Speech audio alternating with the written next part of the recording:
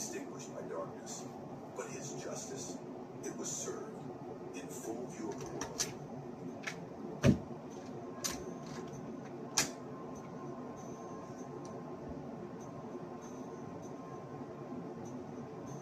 There is a haunting kind of silence that follows justice. Not the kind that soothes or heals, but the kind that lingers, that wraps itself around the memory of a crime too horrific to forget.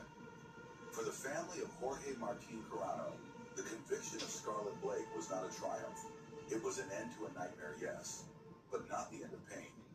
Scarlett is now locked away, a name scrawled into the grim annals of modern true crime. Her trial and conviction are already the subject of articles, online discussions, and law enforcement seminars. But behind the headlines and courtroom sketches lies a deeper, more disturbing truth. That evil does not always come loudly. Sometimes it walks quietly through ancient cities, wearing smiles, sharing jokes, blending in. For 2 years, Scarlett Blake existed in the public's periphery, shopping at the same stores, passing others on the street, perhaps even laughing at jokes in a pub, while Jorge's family wept oceans of grief oceans away. She lived her life while another's had been cruelly ended for nothing more than the satisfaction of fulfilling a dark fantasy.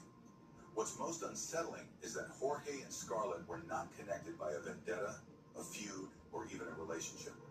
They were strangers. She hunted him the way predators choose prey, not for who he was, but for what he represented: vulnerability, availability, and an opportunity to indulge her worst desires.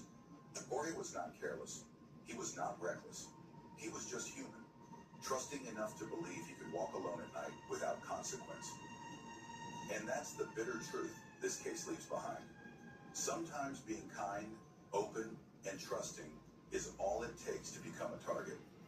Scarlett's obsession with online infamy and her idolization of Luka Magnotta speaks to a dangerous growing trend where fame, even infamy, becomes currency. Where being remembered even for something horrific is seen as better than being unknown.